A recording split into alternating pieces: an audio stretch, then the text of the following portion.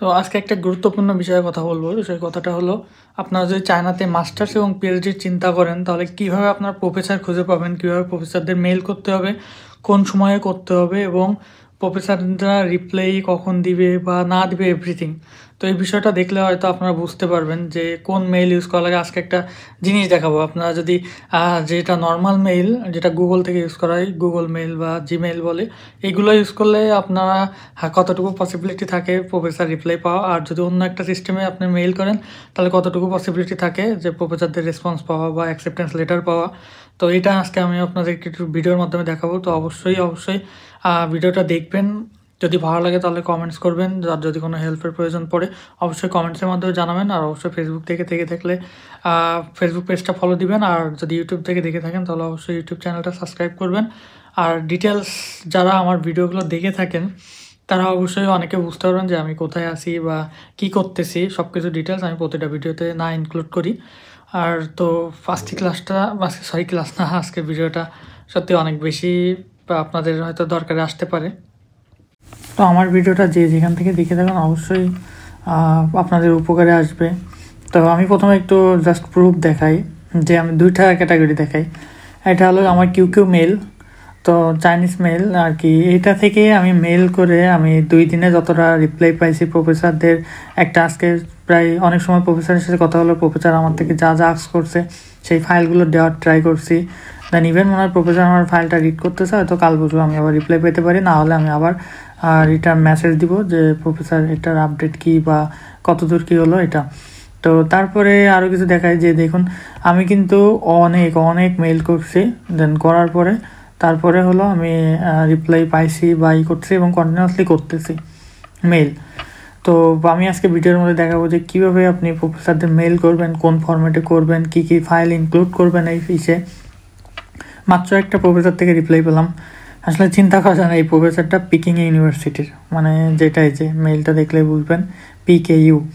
তো ইউনিভার্সিটির প্রফেসর তো রিপ্লাই দিবে, তো এটার মতো একটা আপনার ক্যাটাগরি থাকা লাগবে, একটা ভালো CGPA হোক, ভালো আদার্স অ্যাটাচমেন্ট ফাইলটাও যেটা দিবেন সেটাও যাতে দেখতে সুন্দর হয় বা সেটা যাতে আপনার অ্যাকসেপ্টেবল হয়, এরকম ধরনের ফাইল আপনি অ্যাটাচ করবেন।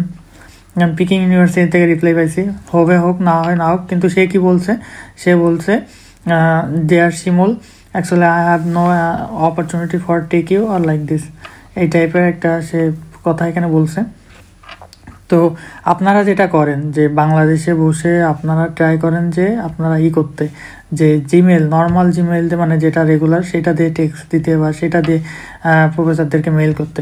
তো সেটার আমি একটু প্রুফ দেখাই। আমি এই যে সেন্ড করছি কতগুলো, দেখুন কত মেসেজ, কত মেইল আমি সেন্ড করছি, অ্যাটাচমেন্ট ফাইল দিছি, ইংলিশে লিখছি, কতই করছে আসলে সেটা আমি জানি। তো আমার ইনবক্স একটু দেখাই, আমার ইনবক্সে কিন্তু একটাও রিটার্ন মেইল নাই, যা আছে এগুলো আদার্স, এগুলো অন্য কিছু।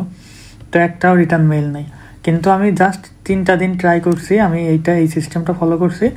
দেন আমি রিপ্লাই পাইছি এবং কন্টিনিউয়াসলি পাচ্ছি, আশা করি আরও পাবো। তো এইভাবে অ্যাকসেপ্টেন্স পাওয়া যায়। আমি অ্যাকসেপ্টেন্স অলরেডি রিসিভ করছি বেশ কয়েকটা। তো যা এইভাবে করা যায়। এখন মেন বিষয় আসি, এখানে উপরে বেশ কিছু ইউনিভার্সিটির আছে। তো অলরেডি চায়নাতে অ্যাডমিশন ওপেন হয়ে গেছে, যারা মাস্টার্স অ্যাডমিশন নিতে চায়, PhD অ্যাডমিশন নিতে চায়, অলরেডি ফার্স্ট রাউন্ড স্টার্ট হয়ে গেছে।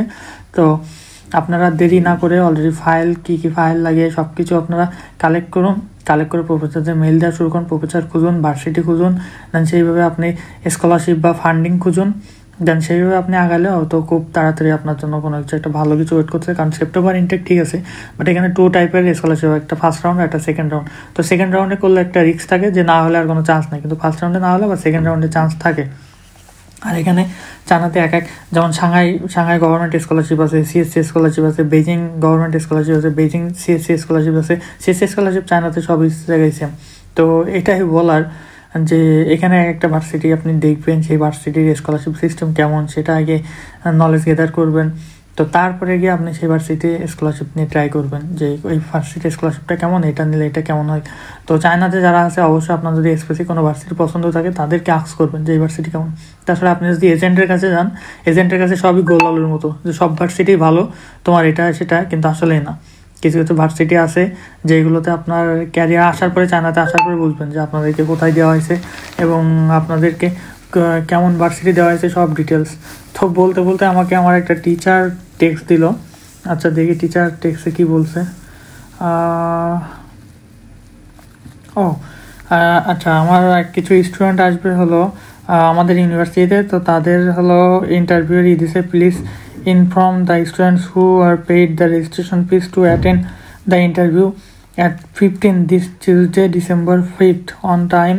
Please make sure change the username, application name, passport name, otherwise the waiting time will be long, and please don't leave the waiting room after entering. Thank you. Okay Laushi, thank you so much for kind information. তো এই আর কি বলার। Thank you so much for your kind information. Okay, তো যাই হোক এই আর কি বলার।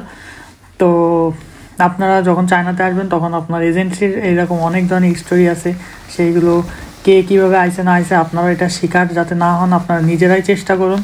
এটা অবশ্যই ভালো কিছু হবে, নিজেদের কাছে সব কিছু থাক। নাহলে এজেন্টরা একটা কথা বলে, যেটা যাওয়ার পরে বলে যে হ্যাঁ তোমার এই স্কলারশিপ হবে, এটা সেটা কত কি বক্কর হবে।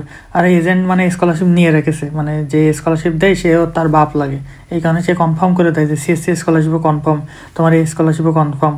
মানে এইগুলো আসলে বাংলাদেশে কিছু বলদ মার্কা পোলাপান আছে, এরা জানে না বোঝে না যে ওদের কাছে গেলে হ্যাঁ এগুলো কনফার্ম করে দেয়। তারা কি করে, জাস্ট তোমার জন্য ট্রাই করতে পারে। তোমার যদি কারিকুলাম অ্যাক্টিভিটিস, তোমার যদি আদার্স সব কিছু ঠিকঠাক থাকে, দেন তারা জাস্ট তোমার জন্য ট্রাই করতে পারে, যেটা সবাই করতে পারে, যে অ্যাপ্লিকেশন করা, এখানে এটা করা, যে এইগুলো আর কি তারা জাস্ট হেল্প করে। দেন হয়ে গেলে এটা ওদের প্রফিট যে হয়ে গেছে, এইটাই আর কি। তো আমি বলবো যার যার মতো সে নিজেরাই চেষ্টা করুন।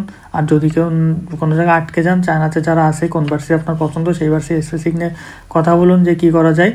আর এজেন্সির কাছে যেটা গেলে আমি একান্ত এজেন্সির এন্ট্রি, কারণ হলো এজেন্সি যেভাবে মানুষকে প্রতারণা করে চায়নাতে আসার পরে তারাই জানে যে প্রতারণার শিকার যারা যারা আমার ভিডিও দেখে থাকছেন, যারা যদি এজেন্সির মাধ্যমে প্রতারিত হয়ে থাকেন অবশ্যই কমেন্টস করবেন।